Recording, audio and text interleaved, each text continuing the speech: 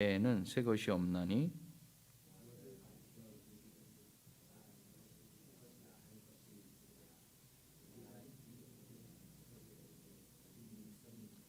같이 읽습니다.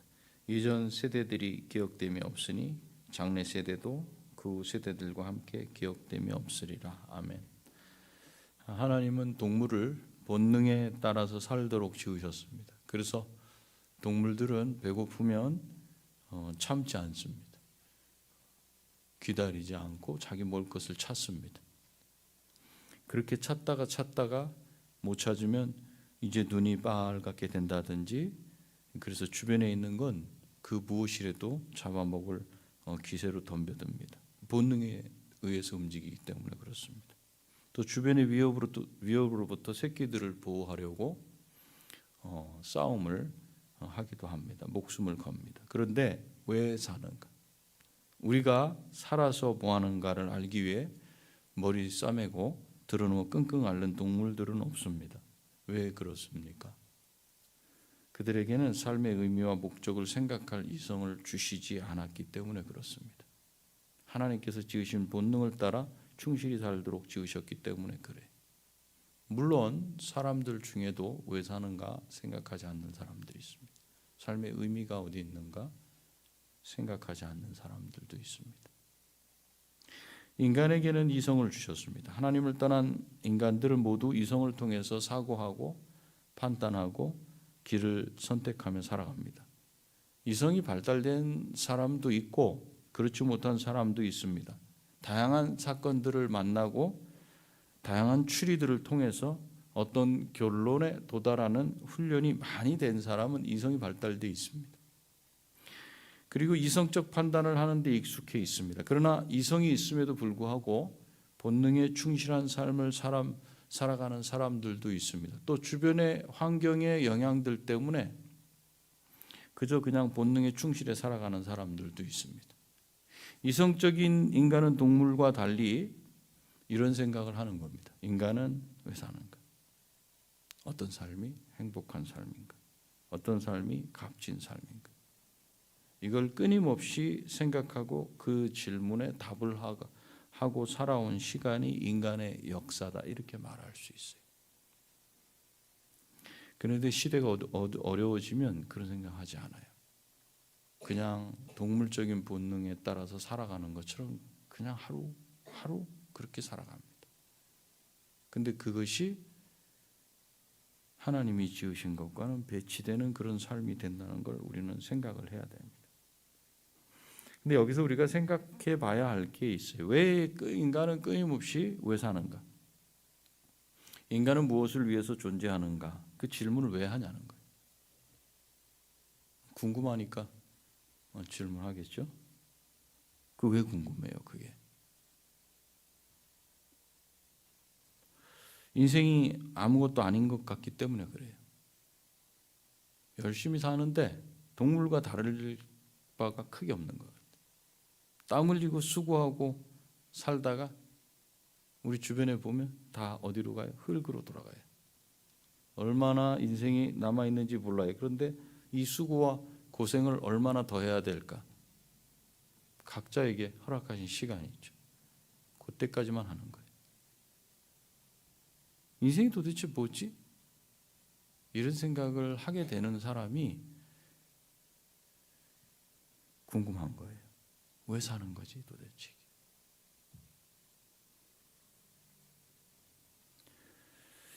허무하잖아요. 이렇게 수고하고 땀 흘려 살다가 흙으로 돌아가는 게 인생이야? 그게 다야? 동물과 무슨 차이가 있어요? 동물보다 더 수고하지.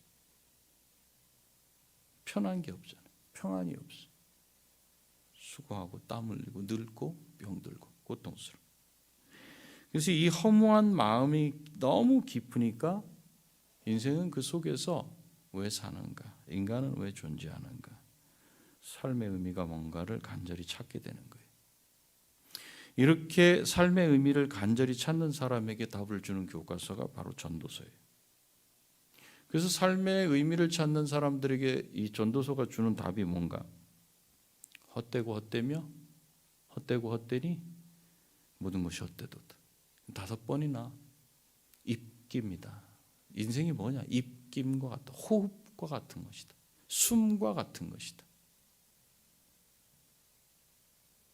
물론 삶에 큰 어려움도 없고 지금 주어진 그 삶에서 행복을 만들고 느끼고 살아가는 사람이나 또 이기지 못할 환난을 겪고 있는 사람이 아니라면 이 전도서 말씀을 받아들이기는 어렵고 읽고 싶지 않은 책일 수 있어요. 왜냐하면 읽으면 앞부분은 그래요. 앞부분을 읽으면 우울해지는 것 같고 인생이 뭔가 이래서 그냥 기분이 쭉 가라앉는 것 같으니까 안 읽고 싶어지는 게 사실일 거예요. 그래서 모든 것이 입김과 같이 헛되다 이런 주장이 솔로몬의 주장이 들리지 않을 거예요. 읽혀지지 않는 책이 될 수 있어요. 그래서 지난 시간에 우리가 누굴 예를 들었었냐면 욥을 예를 좀 들었었죠. 욥처럼 고난을 겪고 있는 신자라면, 그런 고난의 길을 걸어왔던 사람이라면 전도서의 답을 듣기 이전에 그의 입에서 인생이 뭔가 헛된 거 아닌가 이런 벌써 탄식이 나올 것이라는 말씀을 우리가 지난 시간에 나눴어요. 그래서 헛되다, 허무하다 하는 이런 정서는 신자가 이 땅에서 겪는 어려움과 이해하지 못할 사건을 당해서 아무런 생각도 할 수 없는 그런 답답한 상황에서 표현되는 정서다. 근데 이렇게 이야기를 했어요. 그래서 사실 나는 삶에서 아무런 어려움 큰 게 없었어요. 물론 사람이 어떻게 어려움을 안 겪고 사는 사람이 있겠어요. 정도차는 있겠지만. 그런데 자기를 계속해서 그렇게 세뇌시킨 분들이 있어요. 절대로 어려움이 아니다. 어려움을 겪지 않았다. 그래서 자기한테는 그런 기억이 없어. 어려움이라는 기억이. 그런 분들은 이 전도서를 볼 때 이것이 별로 유익이 안 될 수도 있어요. 그런데 성령께서 그 심령 깊은 곳을 건드려서 그가 어떤 삶을 살았는지를 붙잡아 주신다면 이 말씀이 무슨 뜻인지를 이해를 할 수 있을 거예요. 우리가 지난 시간에 모든 것에서 헛됨을 경험한 전도자가 3절에서 이렇게 고백하는 걸 들었어요. 해 아래서 수고하는 모든 수고가 사람에게 무엇이 유익한가? 이 질문하는 거예요. 인생이 다 헛된데 해 아래서 사람이 수고하는 그 모든 수고가 무엇이 유익한가? 해 아래서 수고하는 모든 수고는 이 땅에서 사람이 살아가는 동안 겪는 모든 삶을 말한다고 볼 수 있어요. 다시 해석해 보자면 사람이 사는 동안 겪는 모든 수고를 통해서 고생을 통해서 얻어지는 게 뭐지요? 이거예요. 뭘 거두어들이죠? 이런 얘기. 전도자가 대답하는 거예요. 아무것도 없다. 그래서 거둬들이는 게 아무것도 없다. 이 땅에서 사는 동안 어떤 삶의 의미와 가치도 건지지 못했기 때문에 헛되다를 5번이나 반복하는 거예요. 삶의 의미와 가치를 못 건진다는 그 어떤 일로. 그렇다면 왜 해 아래의 삶에서 아무런 소득을 건지지 못했는지 그 이유를 설명을 해내요. 이 전도서는 끝까지 여러분 다 보셔야 되는 거예요. 앞부분만 딱 보시면 그냥 허무만 계속 말하는 것 같아요. 근데 왜 허무한지에 대한 이유를 모든 상황을 들어가지고 솔로몬이 다 설명을 해요. 그러니까 그걸 우리가 좀 들으면서 이해를 하고 끝까지 가야 됩니다. 그 아무런 소득을 건지지 못했는지 그 이유를 말해주는 게 4절부터인데 4절에 이렇게 말하고 있어요. 한 세대는 가고 한 세대는 오되 땅은 영원히 있도다. 이 말씀 안에는 가는 게 있어요. 가는 게. 또 오는 게 있어요. 그리고 그대로 있는 게 있어요. 그러니까 가고 오는 건 사실은 변하는 거잖아요. 변하는 게 있고 변하지 않는 거. 두 가지를 지금 비교하고 있어요. 해 아래서 살아가는 인간의 삶을 보니까 시간을 따라서 살아가는 사람들이 어느 시간이 딱 지나고 나면 다 사라져버려요. 다 죽는다는 거죠. 또 그 다음 때의 사람들이 또 이렇게 그 땅을 또 채워. 그러다 그들이 또 어느 일정 시기가 지나면 또 사라져. 또 다른 사람들이 또 와. 근데 이 땅은 그대로 있다는 거예요.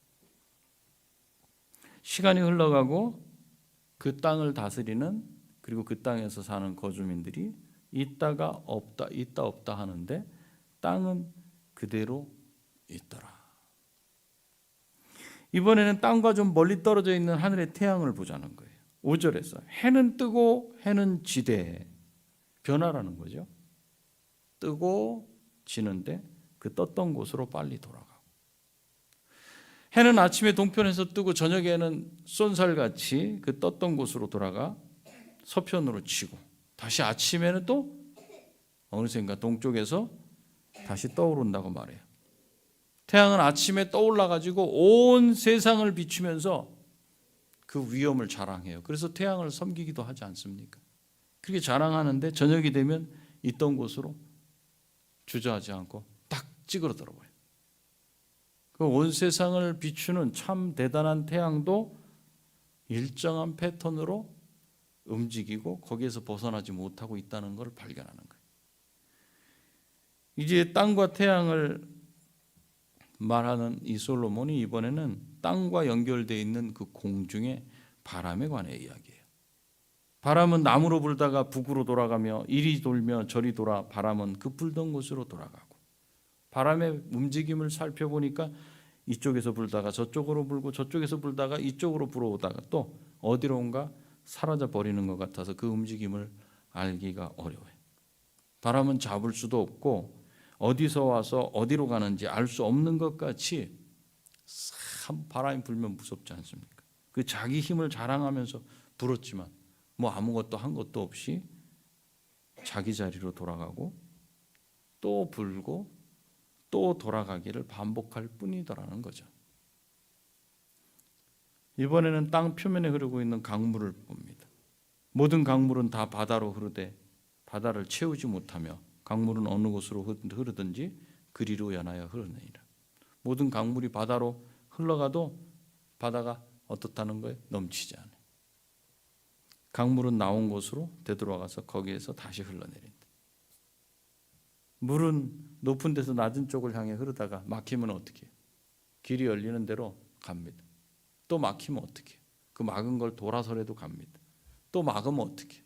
흘러 넘쳐서라도 갑니다. 낮은 쪽으로 계속 흘러갑니다. 그게 가는 곳이 어디예요? 바다로 간다는 거예요. 바다. 근데 솔로몬이 보니까 바다로 들어갔는데 바다를 다 채우지 못해서 바다를 넘치게 하지 못한다.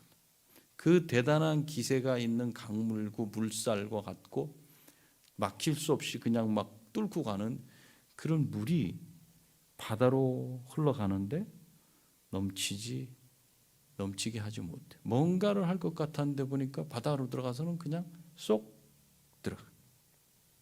그래서 다시 또 처음 있던 그 높은 산으로 올라가. 어떻게 올라가요? 수증기로 올라가. 그 다시 그 산에 이슬로 내려가지고 거기서 또 다시 내려오기를 반복해요. 계속 바다로 들어갔다 또 가. 그 4절부터 7절까지를 쭉 살펴봤어요.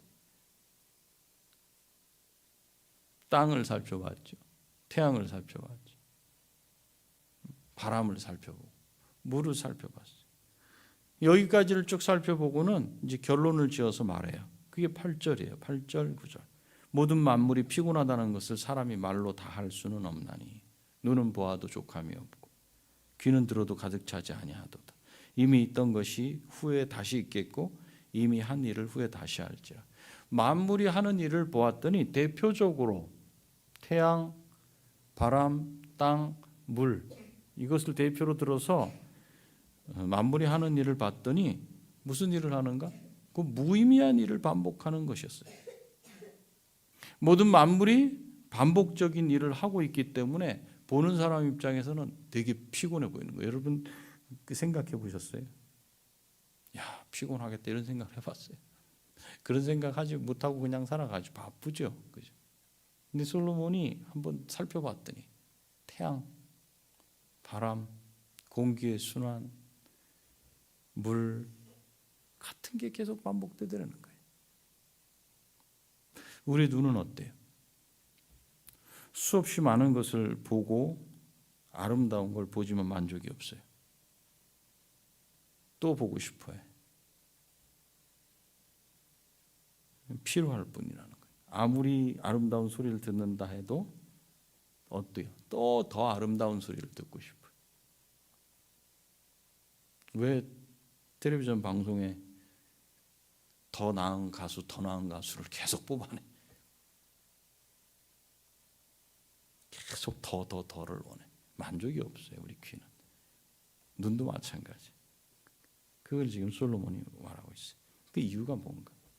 봤더니 이미 있던 것이 후에 다시 있겠고, 이미 한 일을 후에 다시 할지라, 이렇게 말해요. 이전에 있던 것이 그 후에도 계속 반복되기 때문이라는 말이에요.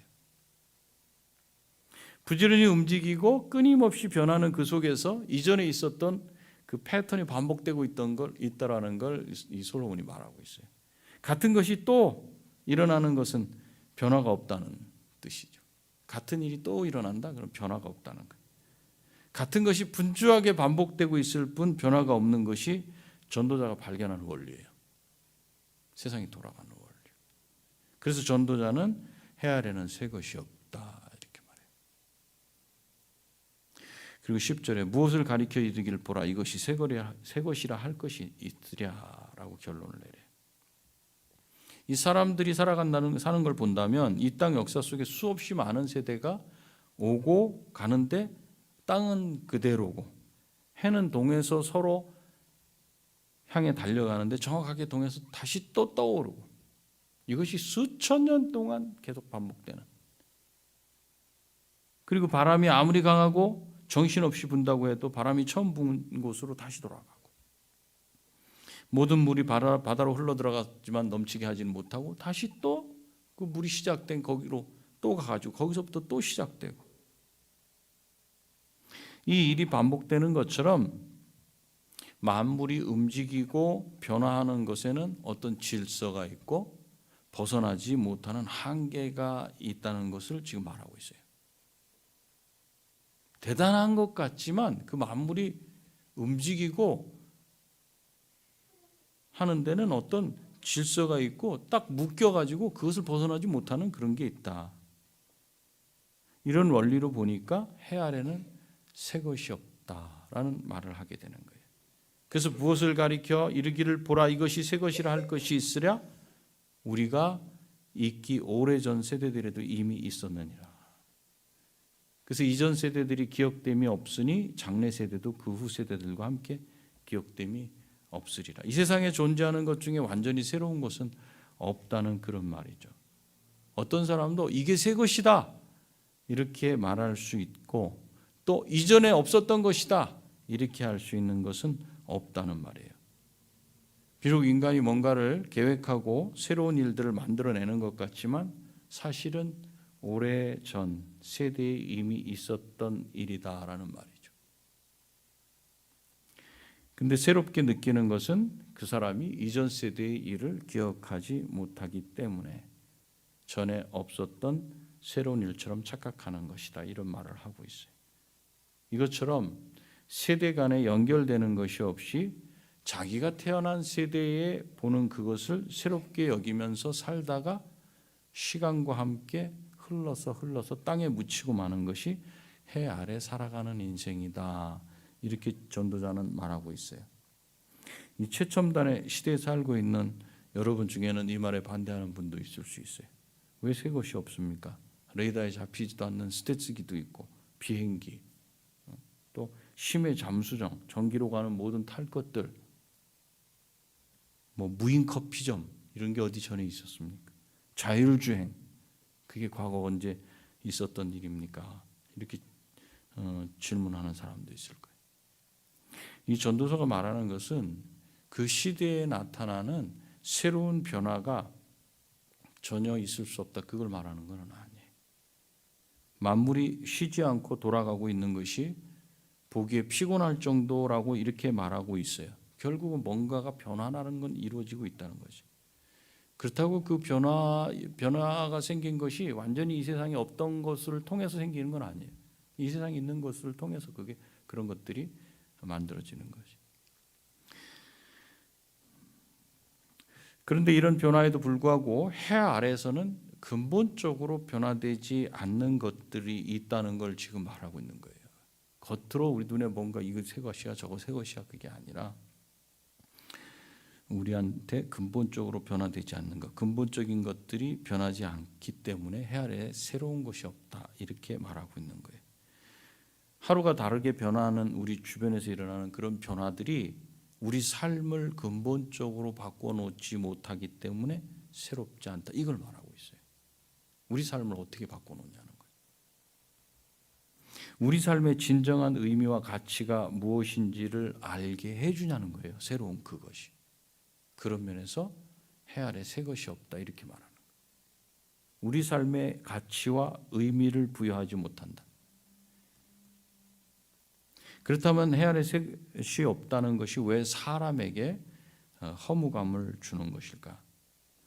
왜 솔로몬은 전도자는 이런 것들로 인해 해 아래에서 인생에게 아무런 남는 것이 없다고 이렇게 말하는가?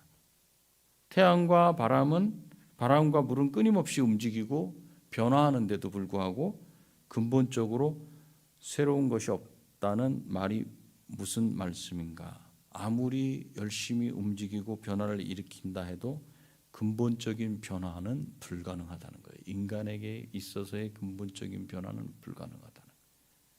사람이 아무리 해 아래서 자기가 가진 지식과 재능을 다 해서 수고하고 땀 흘려도 자기 자신의 근본적인 변화는 일으키지 못한다는 뜻에서 해 아래 새 것이 없다 이 표현을 쓰는 거예요. 자신의 삶을 근본적으로 바꿔놓지 못한다 이걸 말하고 있죠. 그 어떤 노력과 수고도 자신의 삶의 의미와 가치를 부여할 만큼 근본적인 변화가 안 되더라. 그런 걸 다 누려보고 그 지식도 다 가지고 있잖아요. 이런 인간의 한계, 이걸 지금 솔로몬이 발견한 거예요. 그리고 나서는 그러면 이 땅에서 열심히 살고 애쓴 보람이 무슨 의미와 가치가 있는가? 내 인생에서 남는 건 도대체 뭔가? 그래서 이 질문을 이제 하는 거죠. 이렇게 열심히 산 사람이 다다른 한계 앞에서 인간이 느끼는 감정이 무엇인가? 그게 헛되다 하는 허무감이라는 거죠. 그 허무 앞에서 인간은 절망하는 거예요.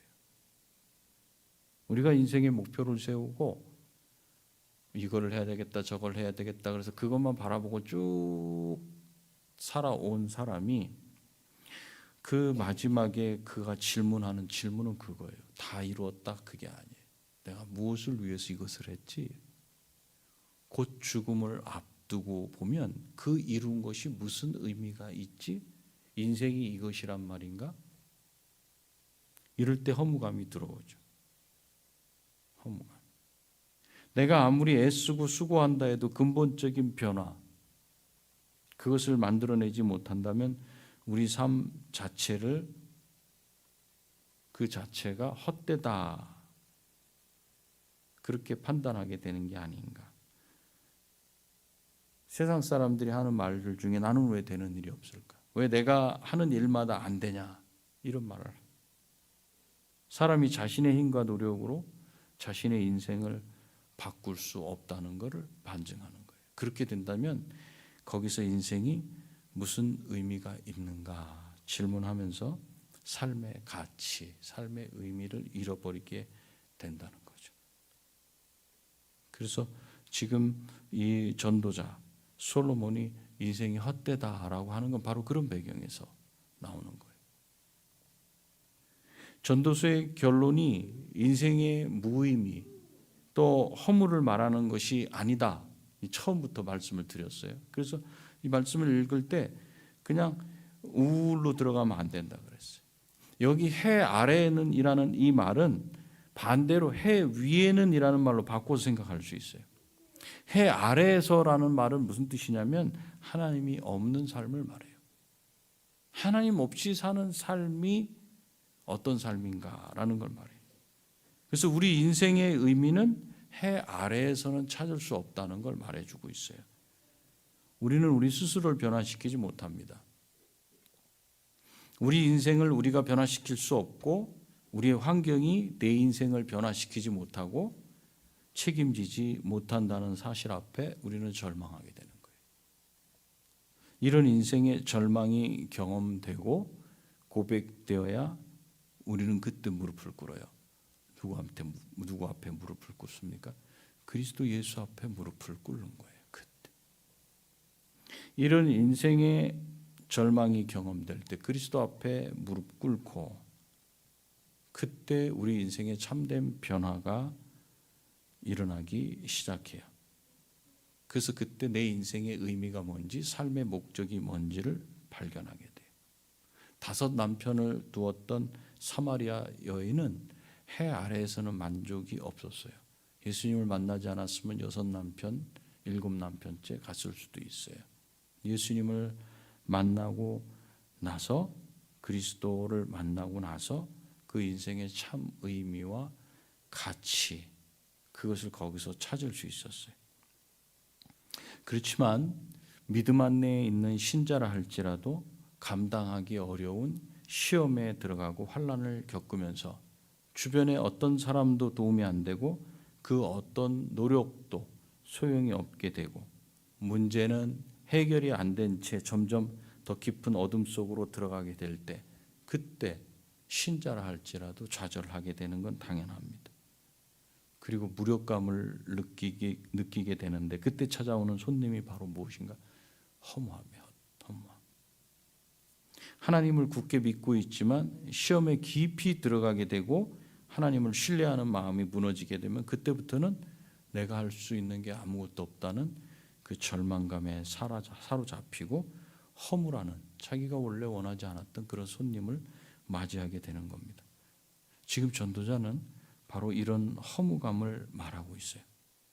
해 아래에서 하나님 없는 인생의 헛됨을 말하고 있어요. 그런데 하나님이 계심에도 불구하고, 믿는 신자임에도 불구하고 고난이 깊어지고 삶이 고달프고 자기 뜻대로 뭔가 안 되는 것 같은 걸 계속 경험하게 될 때는 해 아래에서 느끼는 이런 허무감을 느끼게 된다는 겁니다. 솔로몬은 지금 우리에게 우리의 인생이 다하기 전에 자기처럼 후회하는 인생이 아닌 값진 삶을 살라고 우리에게 외치고 있는 거예요. 해 아래에서 수고하는 모든 것이 다 헛되다. 그것들이 내 인생의 근본적인 변화를 가져다 주지 못했다. 인생의 근본적인 변화를 가져다 주지 못하면 인생의 끝에서는 반드시 이 허무감을, 헛됨을 경험하게 될 것이다. 내 마음의 변화가 그 어떤 수고와 노력으로 되지 않았다. 그걸 말하고 있어요. 해 아래에서는. 지금 나는 무엇에 힘을 쓰고 있습니까? 어쩌면 해 아래에서 나는 지금 수고하고 있지 않습니까? 그리스도 예수를 믿는 믿음 안에 있으면서도 내가 해 아래에서 수고하는 사람들의 그 수고를 쫓아서 지금 느끼는 감정이 사는 게 도대체 뭔가, 인생이 도대체 뭔가, 그러면서 헛됨의 그 골짜기로 들어오고 있지 않습니까? 내 인생이 근본적으로 변화를 가져오는 일에 힘쓰고 있지 않다면, 삶의 의미와 가치를 내가 분명히 찾고 그 길을 걷고 있지 않다면 한번 이 시간에 자기 자신을 한번 돌아보기를 원합니다. 과연 해 아래에서 살고 있는지 아니면 하나님 계신 그 삶 가운데서 내가 인생길을 걸어가는지 기도하시겠습니다. 주님, 이 땅에 살면서 그리스도 예수를 믿는 믿음 안에 있으면서도 내 삶의 가치와 의미를 찾지 못하고 그저 하루하루 주어진 일상에 수고하고 땀을 흘리면서 도대체 사는 게 뭔가라는 허무한 그 골짜기에 들어간 자가 있다면 오늘 솔로몬의 전도서를 통해서 해 아래 수고한 것은 거둔 것이 아무것도 없다고 이렇게 고백하게 하시며 예수 그리스도 안에 있는 그 삶만이 의미가 있고 가치가 있고 그 삶이 복된 삶인 것을 우리가 생각하며 다시 주님 말씀 아래로 내려오도록 우리를 붙잡아 주시옵소서. 우리가 사는 그 삶이 고단합니다. 같은 일이 반복되는 것 같습니다. 그러나 그 같은 일이 반복되고 고단하고 그것에 지쳐 피곤하고 그래서 우리 주님을 생각하지 못할 그런 상황까지 들어가지 아니하도록 우리를 붙드시며 다시 해 아래서가 아니라 그리스도 예수 안에서 살아가는 사람임을 우리가 기억해내도록 도와주시옵소서. 그래서 주님이 인도하시는 그 말씀의 길로 가게 하시며 허무와 우울의 상태로 우리의 마음의 그 정서를 그 깊은 골짜기로 끌어내리지 아니하도록 우리를 인도하여 주시옵소서. 예수님의 귀하신 이름으로 기도하옵나이다. 아멘.